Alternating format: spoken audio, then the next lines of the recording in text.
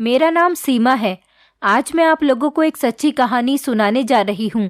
मेरा एक जवान बेटा है जिसका नाम अमित है। मेरा बेटा बहुत ही समझदार और पढ़ा लिखा है, लेकिन कुछ दिनों से मैं देख रही हूँ कि मेरा बेटा कुछ अजीब अजीब सी हरकतें करता है। कभी कभी तो मुझे उसके कमरे से बोलने की आवाज़ें भी आती हैं। जब मैं उसके कमरे में जाती हूँ तो कहता है कि माँ, मैं अपने एक दोस्त से फ़ोन पर बात कर रहा था। मेरे बेटे को न जाने क्या हो गया था।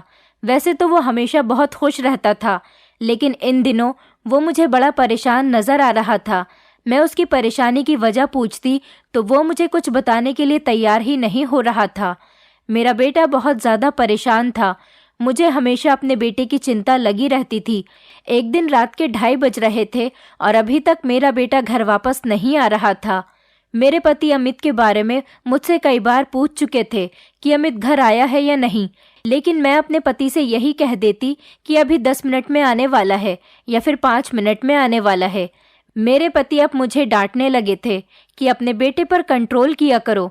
लेकिन फिर जब मेरे पति ने दोबारा मुझसे अमित के बारे में पूछा कि वो घर आया कि नहीं, तो मैंने अपने पति से झूठ बोल दिया और कहा कि अमित घर आ गया है, ताकि मेरे पति तसल्लीमंद होकर सो सके और बार बार मुझसे कोई सवाल न करे।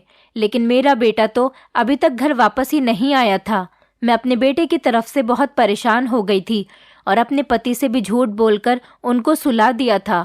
मेरी एक जवान बेटी भी थी जिसका नाम निशा था। मेरी बेटी मेरे बेटे से छोटी थी। मेरे सिर्फ 2 ही बच्चे थे और मेरे दोनों बच्चे बहुत समझदार थे। लेकिन न जाने कुछ दिनों से मेरा बेटा ही बड़ी अजीब अजीब हरकतें कर रहा था। मेरा बेटा अपने पिता के साथ ऑफिस का काम संभालता है। मेरा बेटा अब काफ़ी बड़ा हो गया है, इसीलिए मैं उसकी शादी कर देना चाहती थी। लेकिन मैं जब भी अपने बेटे से शादी के बारे में बात करती तो वो अपनी शादी के नाम से ही चिढ़ जाता था। मुझे रात के 3:30 बज गए थे, लेकिन अभी तक मेरा बेटा घर वापस नहीं आया था और मैं उसके इंतज़ार में घर के हॉल में ही बैठी हुई थी। तभी अचानक दरवाजे पर दस्तक हुई और मैं फ़ौरन दरवाज़ा खोलने के लिए भागी तो मैंने देखा कि दरवाजे पर मेरा बेटा अमित आया है। मैं उसे देखकर उससे सवाल करने लगी कि तुम इतनी रात में कहाँ से आ रहे हो। और मेरे बेटे का हुलिया भी बड़ा अजीब सा हो रहा था। उसकी शर्ट के बटन खुले हुए थे, जबकि बाल बिखरे हुए और चेहरे पर बड़ी अजीब सी घबराहट महसूस हो रही थी। मैंने फिर से उसकी हालत को देखते हुए उससे सवाल किया, लेकिन उसने मेरी बात का कोई जवाब नहीं दिया और मुझसे निगाहें चुराता हुआ अंदर चला गया। जबकि मैं अमित को आवाज़ देती रही, उसने मेरी एक नहीं सुनी। मुझे अपने बेटे की बहुत फिक्र हो रही थी। उसके बाद मैं भी दरवाज़ा बंद करके अपने कमरे में चली गई और जाकर अपने बेटे के बारे में सोचने लगी। अपने बेटे के बारे में सोचते हुए मुझे सारी रात नींद नहीं आई थी। मेरा बेटा इतनी हंसी मजाक करने वाला लड़का था कि उसके बोलने से घर में रौनक लगी रहती थी। लेकिन अब इतने दिनों से वो परेशान था और घर में ढंग से किसी से बात भी नहीं करता था और किसी को कुछ बताता भी नहीं था कि वो किस वजह से परेशान है। मेरा बेटा हंसता मुस्कुराता हुआ घर के अंदर आता था, लेकिन आज उसकी ऐसी हालत देखकर मुझे अपनी आंखों पर विश्वास नहीं हो रहा था। कभी मेरे बेटे ने मेरी बात को अनसुना नहीं किया था, मगर आज तो वो घर में बहुत लेट भी आया था और कुछ गुस्से में भी लग रहा था। सुबह को जब मेरा बेटा उठा तो मैंने उससे नाश्ते के लिए कहा, लेकिन मेरे बेटे ने नाश्ता करने से इनकार कर दिया और फिर वो गुस्से भरी हालत में घर से बाहर निकल गया था। उसकी ऐसी हालत देखकर मेरी बेटी और उसके पिता भी परेशान हो गए थे। मेरे पति तो वैसे भी अमित को अपनी डांट में रखते थे, लेकिन मैं हर बार अपने बेटे की साइड लिया करती थी, इसलिए मेरा बेटा मेरे लिए बहुत लाडला और प्यारा था। मेरी बेटी अमित की बहुत इज्जत करती थी। मेरा बेटा जिस तरह से बिहेवियर कर रहा था, ऐसे में हमारे घर का माहौल थोड़ा गर्म होता चला जा रहा था। मेरे पति और भी ज़्यादा गुस्से में होने लगे थे। मेरे बेटे की बिगड़ती हुई हरकतों को देखकर मेरे पति ने फैसला किया कि वो जल्द से जल्द अमित की शादी कर देंगे, ताकि जब अमित पर जिम्मेदारी आएगी तो वो थोड़ा संभल जाएगा और अपनी फैमिली की जिम्मेदारियां समझने लगेगा। मैं तो अपने बेटे और बेटी की साथ में शादी करना चाहती थी, लेकिन मेरे पति का कहना था कि अभी पहले अमित की शादी ही की जाएगी, बाद में तसल्ली से अपनी बेटी के लिए अच्छा सा रिश्ता देखकर उसकी शादी करेंगे। क्योंकि अमित की शादी करना हमारे लिए एक जल्दी का काम बन गया था, जिसे हमें जल्द से जल्द करना था। अमित मेरा बेटा मेरी शादी के पूरे 7 साल बाद हुआ था, इसलिए मैं अमित को अपनी बेटी से ज्यादा प्यार किया करती थी। मेरा बेटा बहुत मन्नत मुरादों का था। वैसे तो मेरी बेटी भी बहुत खूबसूरत और प्यारी थी, मैं उससे भी बहुत प्यार किया करती थी, लेकिन ना जाने क्यों मेरी सबसे ज्यादा जान मेरे बेटे में ही बसती थी। अगले दिन मेरे पति ने अमित से बात की कि वो उसकी शादी करना चाहते हैं, लेकिन मेरे बेटे ने शादी से साफ इनकार कर दिया। मैंने अपने बेटे को बहुत समझाया कि वो शादी कर ले। फिलहाल मेरा बेटा शादी के लिए मान तो गया था, लेकिन उसकी एक डिमांड थी। उसका कहना था कि उसकी होने वाली पत्नी के बाल गोल्डन होने चाहिए। आखिरकार ये कैसी डिमांड थी? ऐसी लड़कियां तो सिर्फ बाहर के देशों में ही पाई जाती हैं जिनके बाल गोल्डन होते हैं। हिंदुस्तानी लड़कियों के बाल तो काले या फिर कत्थई कलर के होते हैं। मैं समझ गई थी कि मेरा बेटा शादी न करने के बहाने ढूंढ रहा है, इसलिए उसने मुझे इतनी बड़ी डिमांड बताई है। मैंने काफी दिनों तक ऐसी लड़की तलाश की जिसके बाल गोल्डन हों, लेकिन मुझे ऐसी लड़की कहीं नहीं मिली। कई जगह तो लड़की वाले हमारे घर आकर इनकार कर देते थे, क्योंकि मेरा बेटा उन लोगों से अच्छी तरह से बिहेव नहीं करता था। लड़की वालों का यही कहना होता था कि लड़के का बिहेवियर अच्छा नहीं है, इसीलिए वो ये रिश्ता खत्म कर देते थे। हम बहुत अमीर थे, हमारे पास रुपए पैसे की कोई कमी नहीं थी, हमें दहेज भी नहीं चाहिए था, लेकिन न जाने क्यों मेरे बेटे की शादी नहीं हो पा रही थी, और ऊपर से मेरा बेटा भी ऐसे रिएक्ट कर रहा था, तो मुझे अपने बेटे की शादी करने में बहुत परेशानी हो रही थी। मैं अपने बेटे का हंसता खेलता घर बसा हुआ देखना चाहती थी, लेकिन इस सब में मेरा बेटा मेरा साथ नहीं दे रहा था। इसी तरह से मेरे बेटे की शादी में टाइम लगता चला गया। इस बात पर कई बार अमित का अपने पिता से झगड़ा भी हो जाता था, क्योंकि अमित के पिता की भी यही मर्जी होती थी कि वो लड़की वालों के सामने अच्छी तरह से पेश आया करे और उनके सामने खुश रहा करे, ताकि उनको ये न लगे कि लड़का गुस्से वाले बिहेवियर का है। और फिर उसकी एक ये बड़ी अजीब सी डिमांड थी कि उसे गोल्डन बालों वाली लड़की से ही शादी करनी थी। इस बात पर दोनों बाप बेटे में रोज झगड़ा होने लगा था। मैं परेशान हो गई थी और भगवान से प्रार्थना करती थी कि काश मुझे गोल्डन बालों वाली लड़की मिल जाए। अमित और उसके पिता का झगड़ा होता तो अमित लड़ झगड़कर घर से बाहर निकल जाता और सारी सारी रात घर वापस नहीं लौटता था। लेकिन अब कुछ दिनों से मैं देख रही थी कि मेरा बेटा घर में भी टाइम दे रहा था और उसका बिहेवियर भी धीरे धीरे ठीक होने लगा था। अब वो घर में रहता तो अपनी बहन से और पिता से खुशी खुशी बात करता था। अमित की ये हालत तो मेरी समझ से बाहर हो गई थी। फिलहाल तो मैं उसकी खुशी देखकर खुश हुई थी, लेकिन ना जाने क्यों वो इतना बदला बदला सा रहने लगा था। अगले दिन अमित मेरे पास आया और कहने लगा, माँ, आप मेरे जिस लड़की से भी शादी करवाओगी मैं उसके साथ खुशी खुशी शादी कर लूंगा। मैं अपने बेटे की ये बात सुनकर चौंक गई थी। ये कहकर वो अपने कमरे से चला गया था। मैंने सारा दिन उससे बात करने की कोशिश की, लेकिन वो अपने कमरे से बाहर ही नहीं निकला। मैं उससे बात करना चाहती थी और पूछना चाहती थी कि आखिर अचानक से तुम्हारा डिसीजन कैसे बदल गया, लेकिन मेरा बेटा तो कमरे से बाहर ही नहीं निकल रहा था। ऐसा लग रहा था जैसे वो शादी की बात करते हुए बहुत गिल्ट फील कर रहा था। अमित के कहने पर मैं और अमित के पिताजी ने उसकी शादी करने की कोशिशें तेज कर दी थी। मैंने और अमित के पापा ने एक अच्छी लड़की देखी। वो बहुत ही खूबसूरत थी और अमीर परिवार से थी। हमने उस लड़की के पेरेंट्स से उसकी फ़ोटो ली ताकि हम अमित को लड़की का फ़ोटो दिखा सके। रात के टाइम पर जब अमित अपने कमरे से बाहर निकला तो मैंने उसको वो फ़ोटो दिखाई। वो फ़ोटो देखते ही अमित भड़क उठा था और कहने लगा, माँ, मैंने आपसे पहले ही कहा था कि मुझे एक ऐसी लड़की से शादी करनी है जिसके बाल गोल्डन हों। आपने मेरे लिए ये कैसी लड़की देखी है? इसके बाल तो काले हैं। मैंने कहा, अमित बेटा, मुझे लगा कि तुम इस बात को भूल गए होंगे, क्योंकि तुमने भी मुझसे कहा था कि आप जहाँ चाहे मेरी शादी कर सकती हो। तुमने ये क्या जिद लगा ली है कि तुम्हें गोल्डन बालों वाली ही लड़की से शादी करनी है? अमित कहने लगा, ये मुझे नहीं पता, बस मुझे गोल्डन बालों वाली लड़की से ही शादी करनी है। अब ये हम लोगों के लिए एक नया सरदर्द बन गया था कि हमें गोल्डन बालों वाली लड़की ही तलाश करनी थी। अमित की बात तो माननी ही थी, क्योंकि सारी जिंदगी उसे अपनी पत्नी के साथ गुजारनी थी। वो अपनी जिद का पक्का था। मुंह से एक बार बात निकाल दिया करता था तो उसे पूरा करवा कर ही रहता था। हम दोनों पति पत्नी ने गोल्डन बालों वाली लड़की की बहुत तलाश की, मगर हमें ऐसी कोई लड़की नहीं मिली। फिर एक दिन मेरे पति ने घर आकर मुझे एक गुड न्यूज़ सुनाई कि एक बहुत इज्जतदार और समझदार परिवार से हमारे बेटे के लिए रिश्ता आया है। लड़की बहुत खूबसूरत है और वो अपने बाल गोल्डन करवाने के लिए भी तैयार हो गई। मैंने अपने पति की तरफ चौंक कर देखा और उनसे कहा कि आप ये कैसी बातें कर रहे हो?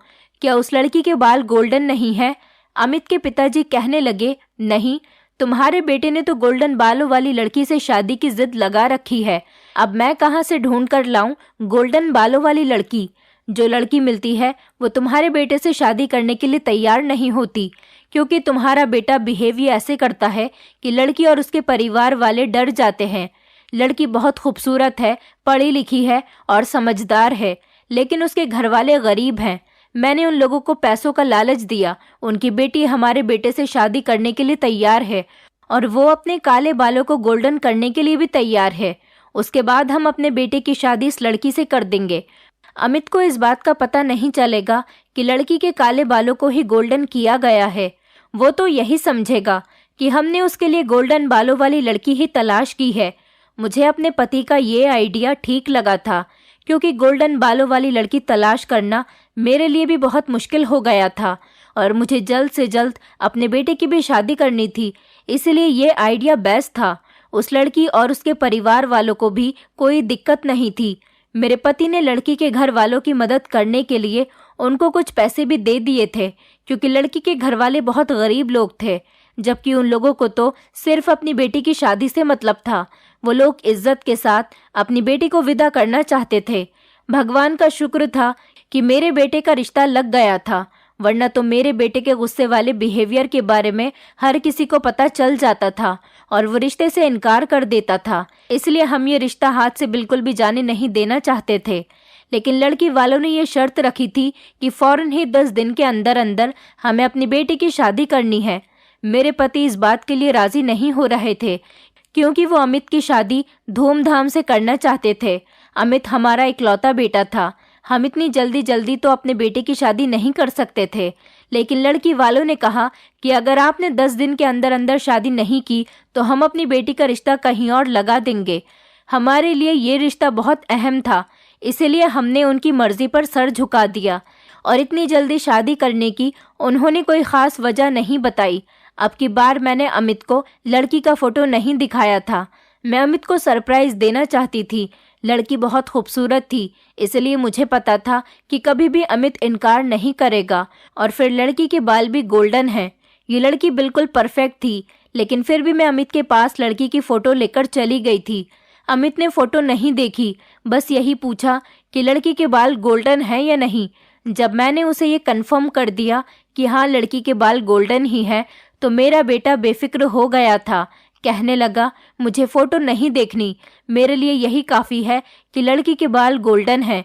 न जाने ये कैसी बच्चों वाली जिद थी। मुझे तो अपने बेटे की इस डिमांड की कुछ भी समझ में नहीं आ रही थी। उसने फ़ोटो नहीं देखी। मुझे भी खुशी हो गई थी कि चलो अच्छा है, इसी तरह से ये रिश्ता जल्दी जल्दी में तय किया गया था। अब हम लोग जल्दी जल्दी शादी की तैयारियों में लग गए थे। फिर कम टाइम होने की वजह से ज़ोर ज़ोर से तैयारियां होने लगी। आखिरकार अमित मेरा इकलौता बेटा था। मैं और उसकी बहन इस शादी में अपने सारे अरमान पूरा करना चाहते थे। मेरी बेटी को भी अपने भाई की शादी की बहुत खुशी थी। उसने जी भरकर अपने भाई की शादी के अरमान पूरे किए। शादी वाले दिन अमित भी बहुत खुश था। वो अपने फ्रेंड्स के साथ बैठा हुआ था और बहुत खुश नजर आ रहा था। आखिरकार उसे अपनी पसंद की लड़की मिल गई थी, लेकिन अभी तक उसने लड़की का चेहरा नहीं देखा था। मगर अमित ने मेरे और अपनी बहन के मुंह से लड़की की इतनी तारीफ सुनी थी कि वो अपनी पत्नी को देखने के लिए बेताब हो रहा था। इसलिए उसे शादी वाले दिन का इंतजार था। जो लड़की हमने अमित के लिए पसंद की थी वो एक गरीब फैमिली से बिलोंग करती थी और उसकी उम्र भी ज़्यादा नहीं थी। वो बहुत कम उम्र की लड़की थी। मेरी बेटी 22 साल की है और वो उससे भी छोटी थी। न जाने उसके पिता को अपनी बेटी की शादी की क्या जल्दी हो रही थी। अमित के फ्रेंड्स भी उसको शादी की खूब मुबारकबाद दे रहे थे। फिलहाल शादी हो गई थी और मैं अपनी बहू को विदा करके अपने घर लेकर आ गई थी। सुनैना बहुत खूबसूरत लड़की थी। उसने हमारे कहने के मुताबिक अपने बाल भी गोल्डन करा लिए थे। उसके बाल इतने घने और लंबे थे कि गोल्डन होने पर भी बहुत प्यारे लग रहे थे। मैं तो उसकी खूबसूरती को देखती ही रह गई थी और ये सोच रही थी कि अमित देखेगा तो उसका क्या हाल होगा। वो तो पहली नज़र में ही सुनैना को देखकर अपना दिल हार बैठेगा। अभी सुनैना नीचे ही हमारे पास बैठी हुई थी, जहाँ पर हमारे मेहमान उसकी मुंह दिखाई कर रहे थे और अमित अपने फ्रेंड्स के साथ बैठा हुआ था, क्योंकि अमित के पास अपनी पत्नी के लिए टाइम ही कहाँ था। उसके दोस्तों ने उसे घेर रखा था। मुंह दिखाई कंप्लीट हुई तो मैं और मेरी बेटी सुनैना को लेकर उसके कमरे में चले गए थे। कमरे में अच्छी और ताज़े फूलों की सेज सजाई गई थी। थोड़ी देर के बाद अमित भी कमरे में सुनैना के पास चला गया था। सब लोग अपने कमरे में सोने के लिए जाने लगे थे और मैं भी सोने के लिए कमरे में चली गई थी। मैं इतनी ज़्यादा खुश थी कि मुझे नींद नहीं आ रही थी और अपने बेटे के फ्यूचर के बारे में सोच रही थी। यहाँ तक कि मैंने अपने पोते पोतियों के नाम भी डिसाइड कर लिए थे। लेकिन आधा घंटा ही गुजरा था कि अमित के कमरे से चिल्लाने की आवाज़ आने लगी। मुझे बड़ी घबराहट हुई और मैं उठकर बैठ गई।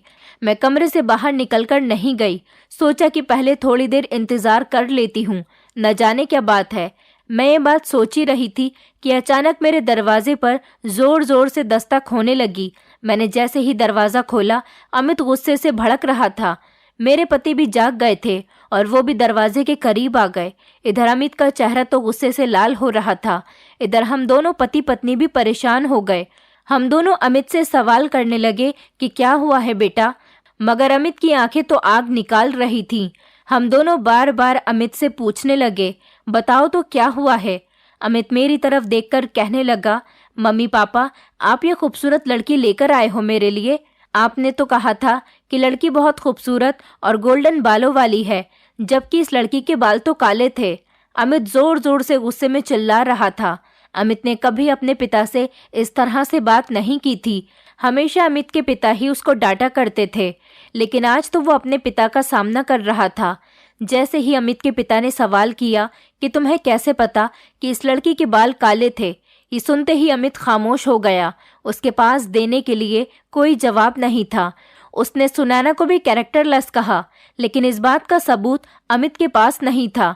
सुनैना बहुत संस्कारी और समझदार लड़की थी। हमने उसके बारे में कोई गलत बात नहीं सुनी थी। हम दोनों पति पत्नी हैरान और परेशान रह गए। अमित के पिता ने उससे सवाल किया कि कितनी मुश्किल से हमने गोल्डन बालों वाली लड़की से तुम्हारी शादी कराई और तुम इतनी आसानी से कह रहे हो कि इसके बाल गोल्डन नहीं है, इसके बाल गोल्डन ही है और ये बहुत संस्कारी लड़की है। तुम्हारे पास इस बात का क्या सबूत है कि सुनैना के बाल पहले काले थे? क्या तुम सुनैना को पहले से जानते हो? अमित नजर झुकाकर खामोश ही खड़ा रहा। मेरे पति ने अमित को खूब डांटा और कहा कि खबरदार, अगर तुमने कभी कोई ऐसी वैसी बात कही तो। हमेशा की तरह अमित लड़ झगड़कर रात के 3 बजे घर से बाहर चला गया। मैं लगातार अमित को आवाज़ें देती रही, लेकिन उसने मेरी एक नहीं सुनी। सुनैना से शादी से पहले मेरी उससे ज़्यादा बात नहीं हुई थी और अभी भी जब से वो घर में आई थी मेरी उससे कोई बात नहीं हो सकी थी। हमारे घर में मेहमान भी रुके हुए थे। मैं नहीं चाहती थी कि इस बात की भनक हमारे मेहमानों को पड़े, इसलिए मैं अपने पति को शांत करा के खामोशी से सुनैना के कमरे में आ गई ताकि उसे समझ सकूं। कमरे में गई तो कमरे की हालत बड़ी अजीब थी। मैंने अंदर जाते ही दरवाज़ा बंद कर दिया कि कहीं कोई मेहमान कमरे के अंदर ना आ जाए और मुझे कमरे के अंदर देखकर ये न सोचे कि इतनी रात को मैं अपनी बहू के कमरे में क्या कर रही हूँ। फिलहाल अभी ये बात हमें ही पता थी, अभी किसी को कुछ भी नहीं पता था और अमित की आदत से तो मैं वैसे भी वाकिफ थी। कमरे के चारों तरफ सामान बिखरा हुआ था। सुनैना की हालत भी बहुत बुरी हो रही थी। सुनैना का मेकअप खराब हो चुका था, उसके बाल बिखरे हुए थे। सुनैना एक तरफ बैठी हुई बेड पर रो रही थी। सुनैना की ऐसी हालत देखकर तो मैं भी सचमुच घबरा गई थी। मैंने उसे गिलास में पानी दिया और उसे रिलैक्स होने को कहा। मैंने सुनैना से कहा, सुनैना कुछ तो बताओ, क्या हुआ है? अमित भी घर से चला गया है, मगर वो लगातार रोए जा रही थी और कुछ भी नहीं बता रही थी। मुझसे सुनैना की यह हालत देखी नहीं जा रही थी। मैंने सुनैना को लेटने के लिए कहा और उसे बड़े प्यार से समझाया कि तुम मुझे अपनी माँ समझ सकती हो, मैं हमेशा तुम्हारा साथ दूंगी। अगर तुम दोनों के बीच कुछ गलत हुआ है तो मुझे बताओ, मैं उसे ठीक कर दूंगी। कि शायद मेरी बातें सुनने से उसे थोड़ी तसल्ली मिले और वो मुझे अपने बारे में सब कुछ बता दे। और ऐसा ही हुआ। सुनैना ने रोना बंद कर दिया था। उसको थोड़ा सुकून भी मिला था। मैंने उसके सर पर हाथ रखा और उससे कहा कि मुझे बताओ क्या हुआ है। वो थोड़ी नॉर्मल हुई तो मुझे अपनी बात बतानी शुरू की। सुनैना ने बताया कि मम्मी जी, मैं गरीब परिवार से बिलोंग तो ज़रूर करती हूँ, लेकिन मेरे गरीब माता पिता बहुत इज्जतदार लोग हैं। मेरे पापा ने मेरी हर डिमांड को पूरा किया। गरीब होते हुए भी उन्होंने मुझे पढ़ाया लिखाया, मुझे प्रिंसेस की तरह रखा। माँ ने भी हमेशा मुझे अच्छी सीख दी। ये बात सच है कि मैंने कभी घर से अकेले कदम नहीं निकाला और ना ही मैं बाकी की लड़कियों की तरह दोस्तों के साथ पार्टी करती हूँ और ना ही दोस्तों के घर जाती हूँ। मैं हमेशा अपने ही घर में रहती थी, लेकिन इंसान के साथ कुछ हादसे ऐसे होते हैं जो उसे जिंदगी भर याद रहते हैं और शायद होकर ही रहते हैं। मेरी बचपन की एक फ्रेंड थी। मैं और मेरी फ्रेंड एक दूसरे के बिना कम ही रहते थे। हम दोनों इतनी पक्की दोस्त थे कि हमेशा एक दूसरे के साथ ही रहते थे। वो हर दिन मेरे घर पर आती और मैं भी रोज उसके घर का चक्कर जरूर लगाती थी। उसका बर्थडे नजदीक आ रहा था और मैं उसके बर्थडे की खुशी में उसके लिए सरप्राइज प्लान कर रही थी। अब मेरा इन दिनों जल्दी जल्दी उसके घर पर आना जाना लग रहा था। मेरे पेरेंट्स मुझे उसके घर जाने से नहीं रोकते थे, क्योंकि वो मेरे बचपन की सहेली थी और प्रिया की फैमिली को भी मेरे पेरेंट्स अच्छी तरह से जानते थे। जब मैं प्रिया के बर्थडे में गई तो वहाँ पर मेरी मुलाकात आपके बेटे से हुई। अमित प्रिया के भाई का फ्रेंड था और वो प्रिया के बर्थडे पार्टी में आया हुआ था। हम सारी फ्रेंड्स मिलकर डीजे पर डांस कर रहे थे, क्योंकि हम सारी फ्रेंड्स तो बहुत बहुत दिनों में मिलते थे। मैं और प्रिया तो रोज एक दूसरे से मिलते रहते थे, इसलिए हम लोग खूब एंजॉय कर रहे थे। अमित की नज़र मुझ पर से हटी नहीं रही थी। अमित किसी न किसी बहाने से मुझसे बात करने की कोशिश कर रहा था। मुझे अमित के होते हुए बहुत अजीब सा महसूस हो रहा था, क्योंकि इतनी भीड़ में उसकी नज़र मेरे चेहरे से हटी नहीं रही थी और मैं अमित की इस हरकत को अच्छी तरह से पहचान गई थी। मुझे डर था कि कहीं कोई ये बात नोटिस न कर ले कि अमित मुझे देख रहा है। हम लोग डांस कर रहे थे कि तभी अचानक से लाइट चली गई और चारों तरफ अंधेरा छा गया। किसी ने मेरा हाथ पकड़कर मुझे कोने में कर लिया। तभी अचानक से लाइट आ गई और जब रोशनी हुई और मैंने देखा तो मेरे सामने अमित खड़ा हुआ था और मैं एक कोने में थी। डीजे की आवाज़ बहुत तेज थी, इस वजह से कोई हमारी आवाज़ को नहीं सुन सकता था। अमित मेरे इतने करीब था कि वो मेरी बात और मैं उसकी बात सुन सकती थी। आपका बेटा अमित मुझसे मेरा नंबर मांग रहा था, लेकिन मैं उसे अपना नंबर नहीं दे रही थी, तो आपके बेटे ने मुझे ब्लैकमेल करना शुरू कर दिया। कहने लगा कि मैं अच्छी तरह से जानता हूँ कि तुम्हारी कमर पर एक टैटू है। मेरे पास तुम्हारे टैटू का फोटो है। न जाने आपके बेटे को इस बात के बारे में कैसे पता चल गया था कि मेरी कमर पर टैटू है, और उसके पास कहाँ से टैटू का फोटो भी आ गया था। मैं कंफ्यूज हो गई थी और बहुत डर गई थी। उस दिन तो किसी वजह से मुझे अमित ने छोड़ दिया था, लेकिन उस दिन के बाद से ही अमित ने मुझे रोजाना ब्लैकमेल करना शुरू कर दिया। वो कहता कि तुम मुझसे फ़ोन पर बात करो। अमित का कहना था कि वो मुझसे प्यार करता है, लेकिन मैं अमित को बिल्कुल भी पसंद नहीं करती थी। अमित कहता था कि अगर तुमने मुझसे प्यार का इजहार नहीं किया तो मैं तुम्हें कहीं मुंह दिखाने लायक नहीं छोड़ूंगा। मैं इस बात से बहुत डर गई थी और इसीलिए अमित से फ़ोन पर बातें करती रहती थी। अमित का कहना था कि तुम मुझे आई लव यू बोलो, लेकिन मैं उससे प्यार नहीं करती थी, इसलिए उसे आई लव यू बोलने के लिए तैयार नहीं थी। अमित मुझे दिन ब दिन ब्लैकमेल किए जा रहा था। मैंने आपके बेटे के डर से घर से बाहर निकलना भी बंद कर दिया था। अमित का कहना था कि अगर तुम मुझसे मोहब्बत करने लगोगी तो मैं खुद अपनी फैमिली को तुम्हारे घर पर रिश्ता लेकर भेजूंगा। मुझे तो लगता था कि जैसे अमित एक आवारा लड़का है, क्योंकि उसके दोस्त भी आवारा टाइप के ही थे। प्रिया का भाई भी आवारा ही था। इससे पहले मैं कई बार प्रिया के घर गई थी, लेकिन कभी मैंने अमित को नहीं देखा था और कभी प्रिया के भाई की नज़र भी मुझ पर नहीं पड़ी थी। उसने कभी मेरे साथ गलत बात तक नहीं की थी, लेकिन अमित तो मुझे देखते ही पागल हो गया था।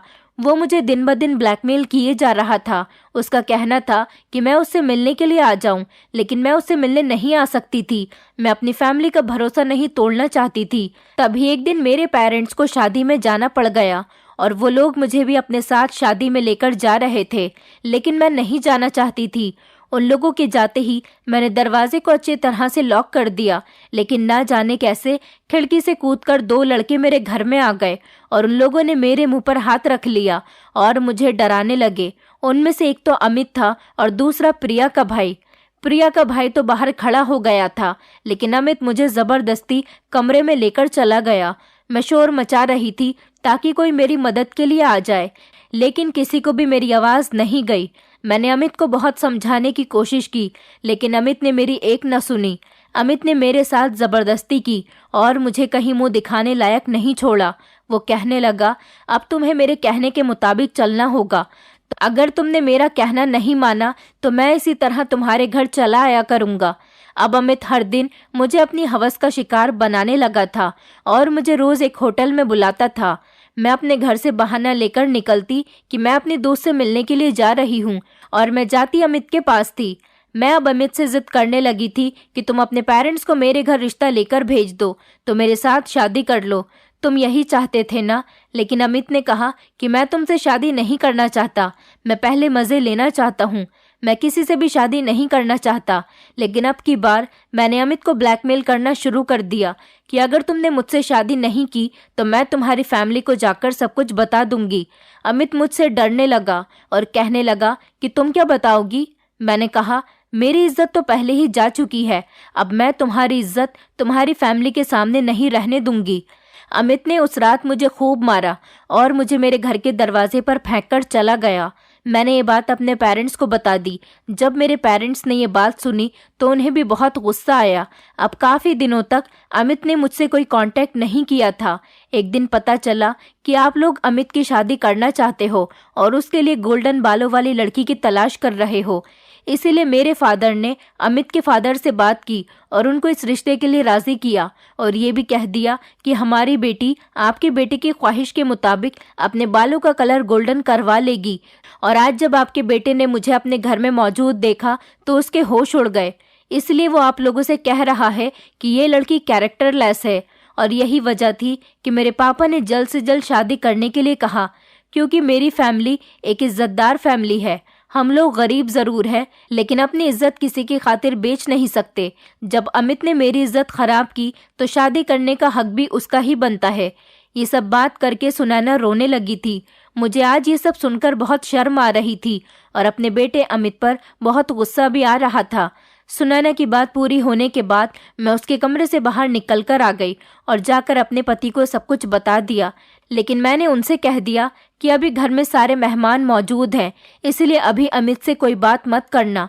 और अमित घर वापस भी नहीं आया था। सुबह होते ही नाश्ते के बाद सारे मेहमान एक एक करके अपने घर को वापस चले गए थे। अब हमें अमित की खबर लेनी थी, क्योंकि बात अब सुनैना की इज्जत पर आ गई थी। मेरे पति को भी जब ये बात पता चली थी तो वो भी हैरान रह गए थे। उन्हें अपने बेटे से हरगिज ये उम्मीद नहीं थी।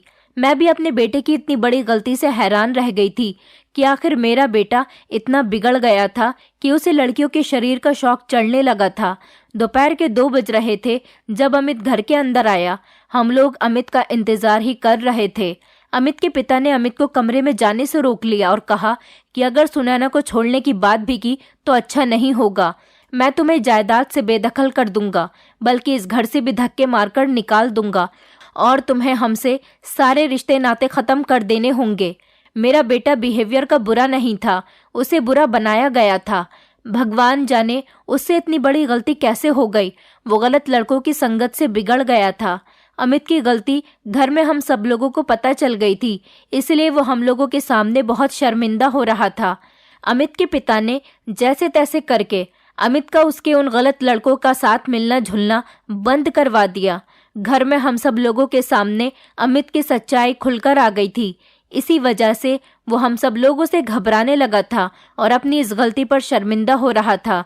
धीरे धीरे सुनैना भी हमारी फैमिली के साथ घुल मिल गई थी और भगवान का लाख लाख शुक्र है कि सुनैना की मोहब्बत ने अमित के पत्थर दिल को मोम बना दिया और अब वो दोनों आपस में हंसी खुशी और प्यार मोहब्बत से रहते हैं।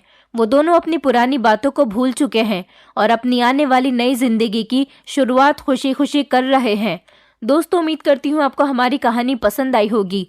कहानी पसंद आई है तो वीडियो को लाइक करें, चैनल पर नए हैं तो चैनल को सब्सक्राइब करें और हाँ, नोटिफिकेशन बेल को ज़रूर दबाएं ताकि अगली अपडेट सबसे पहले आपको मिले।